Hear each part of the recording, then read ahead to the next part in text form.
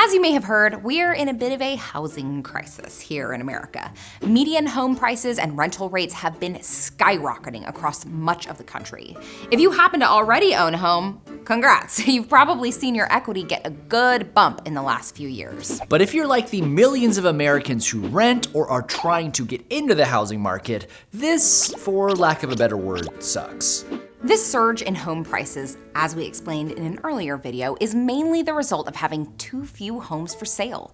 New construction never really recovered from the 2008 market collapse, and that, coupled with strict zoning laws and pandemic-fueled shortages of supplies and labor, has created a drastic housing shortage. But this problem is exacerbated by the unprecedented rise in real estate speculation. The housing market is so hot that it's attracting investors across the economic spectrum, from mom and pop landlords to huge private equity firms. It's driving prices even higher and making it harder for ordinary families to get in the game.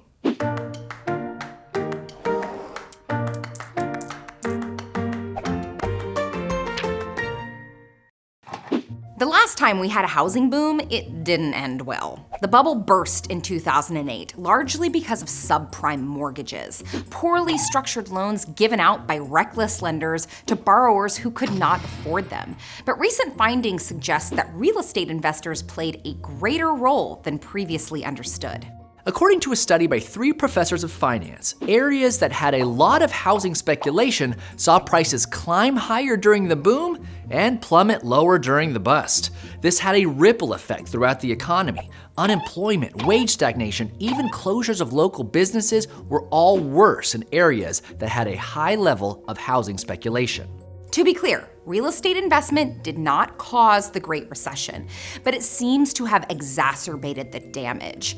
In the absence of speculation, the size of the boom and bust would have been about a third smaller, said one author of the study. Why did this happen? Well, if a lot of speculators descend on a certain area, there are fewer houses to go around, which drives up prices. But no one's actually living in these houses. So when the market turns south, you end up with too much inventory, pushing prices lower. Though the speculators didn't see this coming, some financiers did. A handful of savvy investors predicted the housing crash and made a ton of money betting against the market in a move that's come to be known as the Big Short.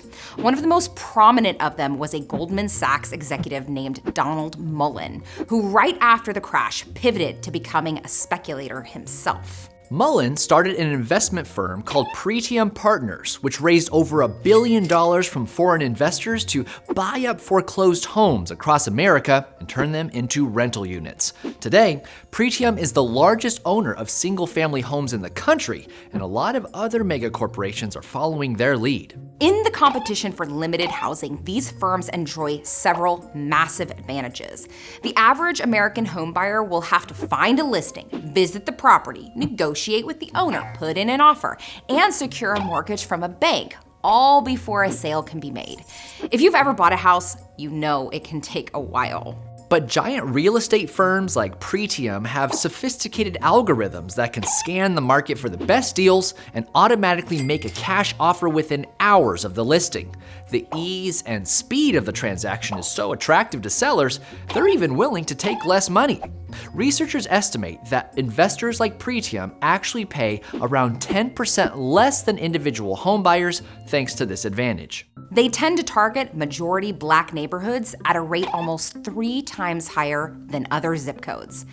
Why? It may be because their algorithms perceive these houses as artificially undervalued. In other words, prejudice keeps prices lower than what they should be. If the neighborhood can be gentrified, there's a potential for a larger profit margin. Pretium's property management subsidiary, Progress Residential, doesn't have many satisfied customers. Families that rent from them complain about the shoddy maintenance and ever-increasing rents and fees, and they are far more aggressive about evictions than mom-and-pop landlords.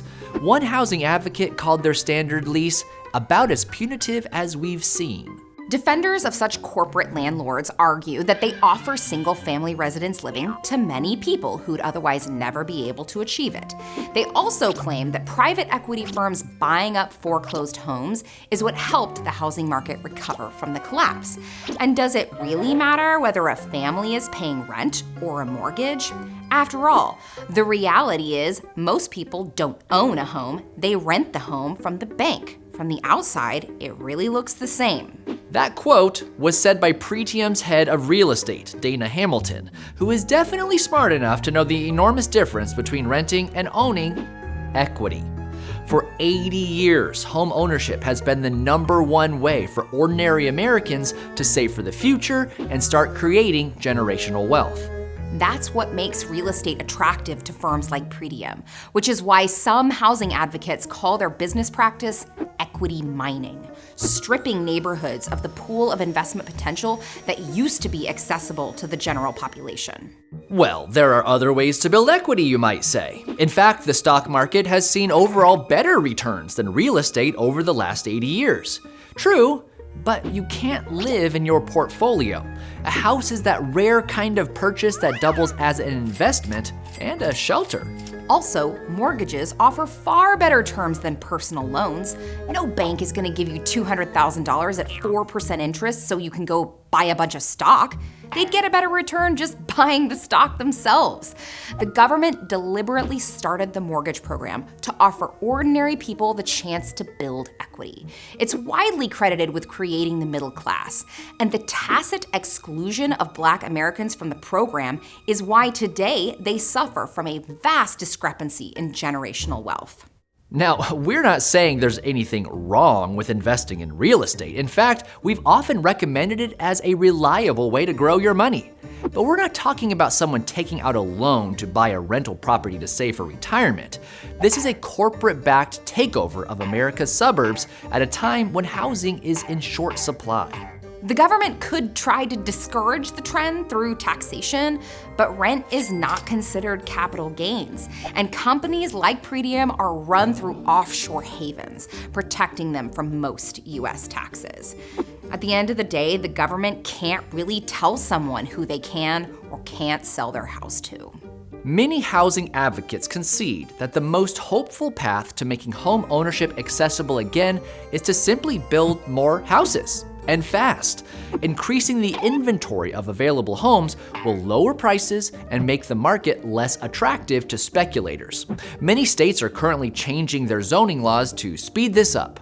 In the meantime, if you're one of the unfortunate buyers competing with mega firms, don't get discouraged. It may take more time and effort, but owning a home is still worth it. And unlike the last price increase, we're far less likely to see a massive bubble burst that will leave homeowners holding the bag. Also, renting doesn't have to be a dead-end street. As we've explained in a previous video, there are some advantages, as long as you find other ways to build equity and save money so you can possibly have a down payment when you're ready to enter the housing market. And that's our 2 cents. If you're worried about being stuck renting, you might want to check out our video, Is It Okay to Rent?